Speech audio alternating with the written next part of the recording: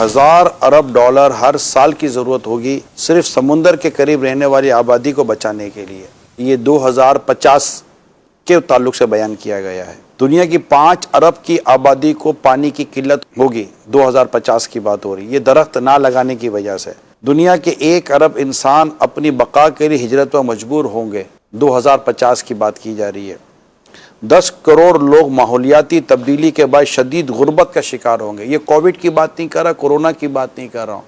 یہ cancer, blood pressure اور sugar کی بات نہیں کر رہا ہوں. یہ ٹینشن, انزائٹی اور ڈپریشن کی بات نہیں کر رہا ہوں.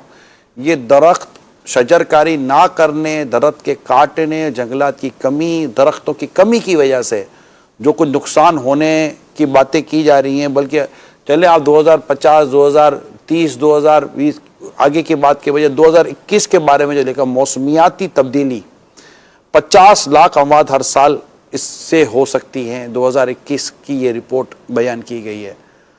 ہم اس وقت صرف کووڈ کو ہی رو رہے ہیں, اگرچہ وہ بھی ایک پریشان کرنے والی چیز ہے. اللہ ہماری حفاظت کرے. پانی کی قلت, یہ جو کچھ ہو رہا ہے, تو یقیناً اس کے لیے درخت, اس سے پہلے اتنا شاید ہمیں بھی نہیں اندازہ تھا, مجھے بھی نہیں پتا تھا. لیکن پچھلے چند سالوں سے جو گلوبل وارمنگ, موسم کی تبدیلی, خود ہم دیکھتے ہیں ٹیمپریچر کہاں جا رہا ہے. سردی اتنی کہ کبھی دیکھی نہیں تھی, گرمی اتنی کہ کبھی سوچی نہیں تھی. 1 اگست کو پاکستان میں جو ہم اس وقت پلانٹیشن ڈے, شجرکاری کا جو یوم شجرکاری منا رہے ہیں, اس میں بھرپور آپ نے حصہ لینا ہے.